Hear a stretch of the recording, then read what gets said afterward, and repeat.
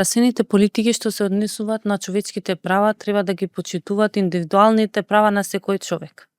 Дали, кога и со кого сака да има дете.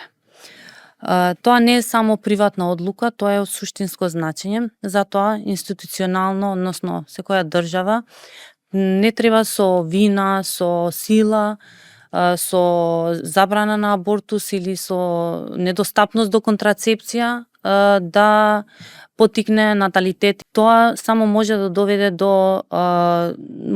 само до поткупување на телесната автономија кај младите.